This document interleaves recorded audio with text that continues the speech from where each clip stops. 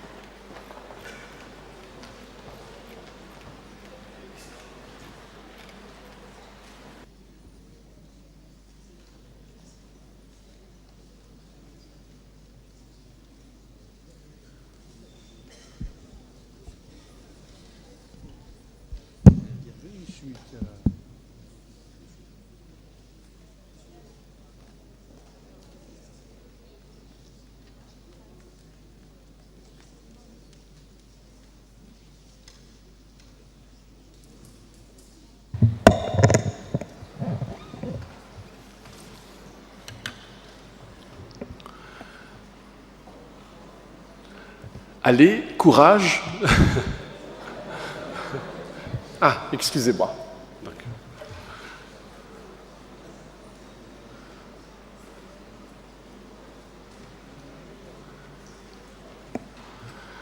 Bonjour. Juste par rapport à l'idée de l'éther dont vous avez parlé tout à l'heure, l'éther. En fait, bon, pour l'instant, on a découvert en fait en physique que l'espace vide en fait n'existe pas. On a abandonné cette idée. En fait, l'espace n'est pas vide.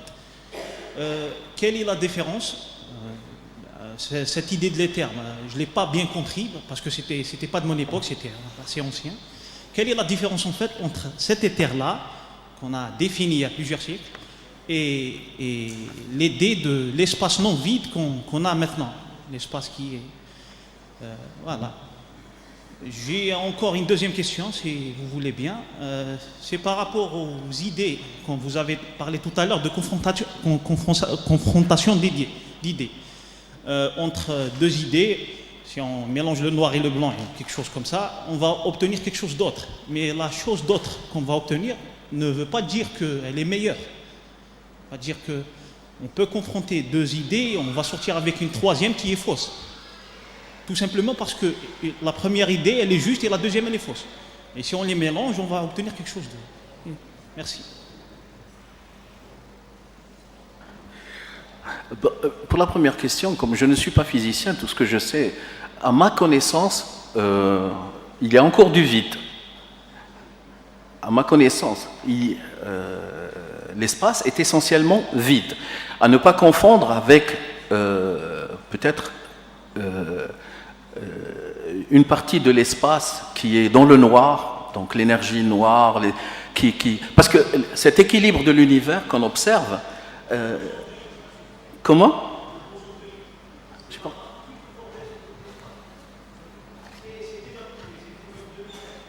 Prouver qu'il n'y a pas de vide.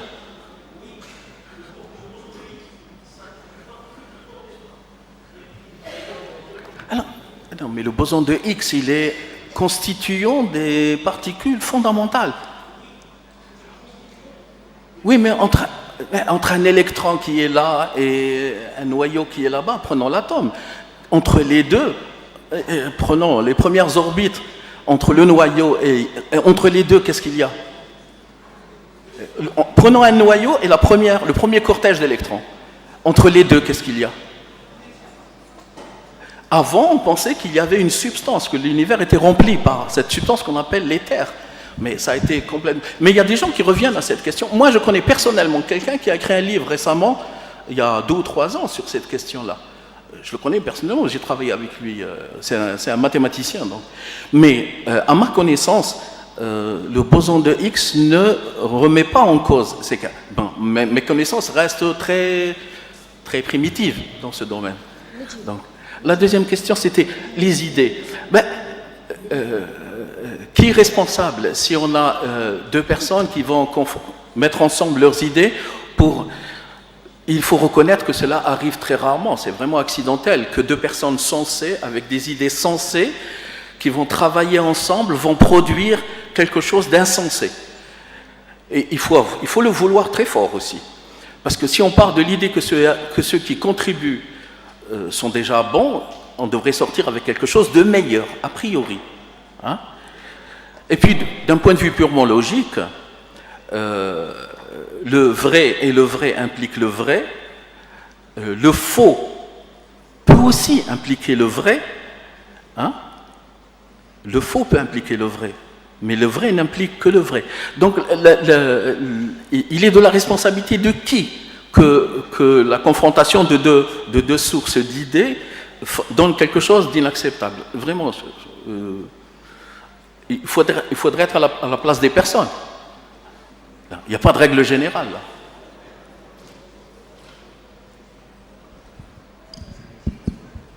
Bonjour tout le monde.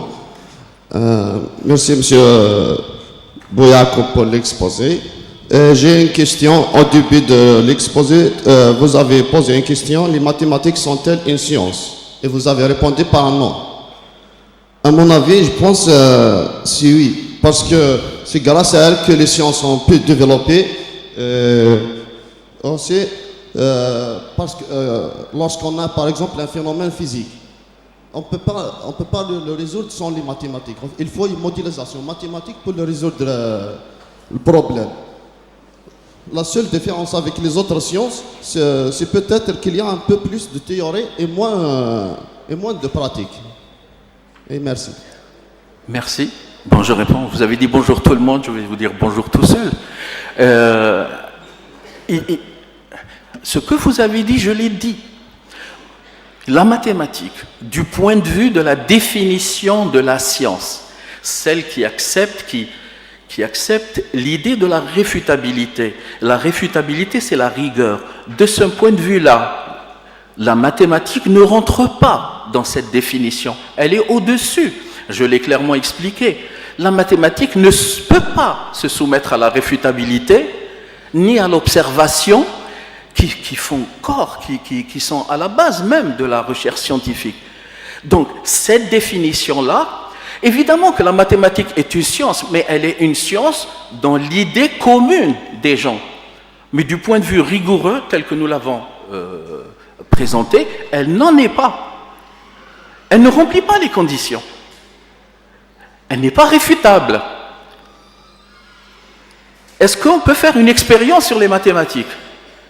Est-ce qu'on peut faire une observation sur les mathématiques? Mais je l'ai dit, la mathématique est l'outil, c'est le langage universel des sciences.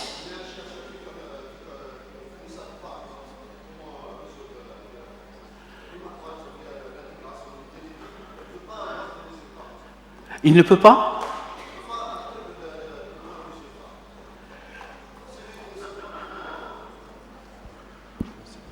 Par exemple, un chercheur qui ne connaît pas les mathématiques, oui.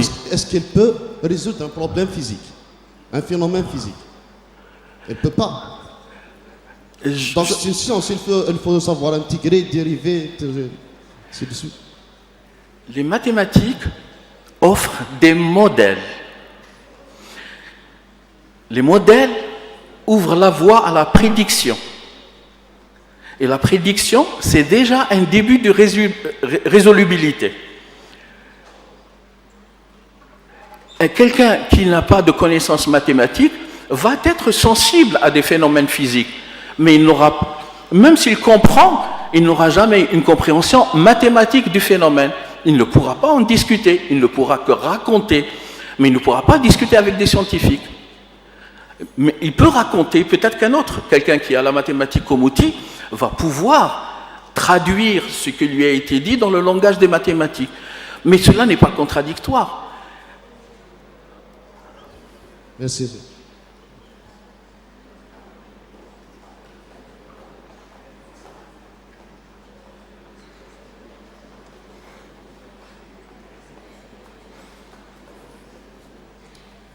بسم الله الرحمن الرحيم والصلاة والسلام على سيدنا محمد وعلى آله وصحبه أجمعين. أشكر الأستاذ على ما تقدم به. J'ai osé poser une question. Qui a décidé que la science s'interroge uniquement sur le comment? Et pourquoi pas le pourquoi? Sachant qu'on peut définir une chose par sa fonction. Par exemple, si je dis c'est quoi ça? C'est pour écrire. C'est pour écrire. C'est une définition par la fonction, par le pourquoi. Est-ce que la réponse sur le pourquoi ne donne pas une connaissance, permet le progrès de l'humanité? Avec la phrase qui a dit Einstein, Dieu ne joue pas au dé. C'est-à-dire, le pourquoi donne aussi une connaissance. Et l'autre question, est-ce que le postmodernisme a critiqué ce principe ou non? Et merci. Très difficile pour moi. La deuxième question en particulier, je ne saurais pas répondre. Bon, la science, elle observe. Le pourquoi vient après. La science, je l'ai dit tout à l'heure, la science, elle observe un phénomène. On intervient, on observe, et on veut savoir comment. Mais après, le pourquoi, il est toujours là. Parce que dès qu'on modélise, le fait de modéliser déjà, ça veut dire asservir des techniques, en particulier mathématiques, asservir des outils mathématiques pour expliquer le phénomène. Et en fait, au début, c'est pour décrire le phénomène. Mais quand on l'a formalisé, ça devient pour expliquer le phénomène. D'où la possibilité de prédire. Les définitions qui sont là ne sont pas évidemment de mon invention. C'est un débat philosophique sur quelle est la science. Et la chose qui est la plus communément admise, c'est cette façon de voir. Je n'ai aucune prétention, je ne veux apprendre rien à personne. Ce que je veux dire, c'est que je n'ai fait que rapporter les courants de pensée. D'accord? Je vous remercie. Merci professeur. Juste pour des raisons d'une meilleure organisation, voilà. Donc je vais la thématique du professeur Bouyakoub et celle du professeur Kliba, il y a quand même assez de liens. Donc on va, pour une meilleure organisation, donc inviter le professeur Kliba pour qu'il nous présente donc sa conférence, et